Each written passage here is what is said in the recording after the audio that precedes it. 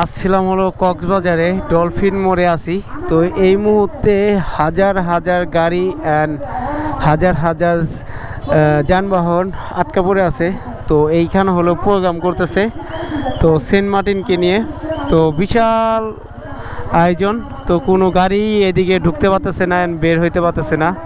আসলে এইখানে মূল কাহিনীটা কি, বা এদিকে আসেন একটু জিজ্ঞেস করি, মূল কাহিনীটা কি বলেন তো একটু, মূল কাহিনীটা কি? মূল কাহিনী বলতে আমাদের সেন্ট মার্টিনে পর্যটক যাওয়ার জন্য বন্ধ, আর কি সেন্ট মার্টিনের পর্যটকরা যেতে পারে না? মানে বন্ধ দিচ্ছে আমরা, বাট আমাদের পেটে লাথি দিলে আমরা রাস্তাতে নামবো, বুঝেন না? আমরা কোনো কাজ নাই, কিছু নাই, কিছু খেতে পারি না, কিছু কাজ করবো। তো এই মুহূর্তে আসছি হলো ডলফিন মোড়ে। তো ডলফিন মোড়ের কক্সবাজার।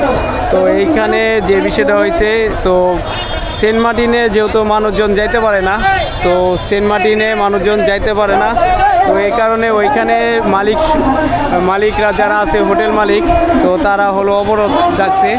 তো সেন্ট মার্টিনের পর্যটকদের জন্য খুলে দেওয়া হয়। তো দেখেন হাজার হাজার গাড়ি, তো এক সিরিয়ালে মনে করেন আপনার আটকা পড়ছে, তো রাস্তা আটকে দিছে। তো এই যে সবাই অবরোধ করতেছে, মানববন্ধন ও বিক্ষোভ সমাবেশ সেন্ট মার্টিন দ্বীপে আর কি পর্যটকরা জানি যাইতে পারে, সে কারণেই আর কি এই সমাবেশটা। তো এইখানে দেখেন রাস্তা বন্ধ করে মানববন্ধন ও বিক্ষোভ সমাবেশ সেন্ট মার্টিন দ্বীপ মানুষের কষ্ট দেখতেছেন, 2 মাস থেকে সেন্ট মার্টিন মানুষ কষ্টে আছে। আপনারা কোথাও ছিলেন? আপনারা নাশকতা করার চেষ্টা করবেন না, আমরা কিন্তু মেনে নেব না। আমাদের শান্তিপূর্ণ সমাবেশ, আমরা যতক্ষণ পর্যন্ত সিদ্ধান্ত আসবে না, আমরা ততক্ষণ পর্যন্ত এখান থেকে নড়বো না। আপনারা যদি নাশকতা করার চেষ্টা করেন, আমরা কিন্তু প্রতিহত করতে প্রস্তুত। সবাই স্লোগানে মুখরিত হয়ে আমরা আজকের সমাবেশ আমরা সফল করবো ইনশাআল্লাহ।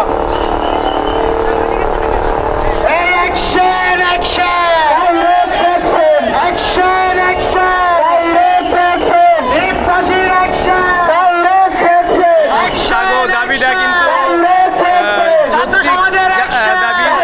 আমি মনে করি আসলে পর্যটকদের সেন্ট মার্টিন যাওয়া অনুমোদন দেওয়া হোক, কারণ এই আমাদের সেন্ট মার্টিনকে নিয়ে অনেক নাটক চলতেছে। তো হাজার হাজার যাত্রীরা কিন্তু এখন কষ্টে আছে এই সমাবেশের কারণে। তো তাদের দাবিটা মেনে নেওয়া উচিত, কারণ কোনো গাড়ি আসতে ভিতরেও আসতে পারতেছে না, বাইরেও বের হইতে পারতেছে না।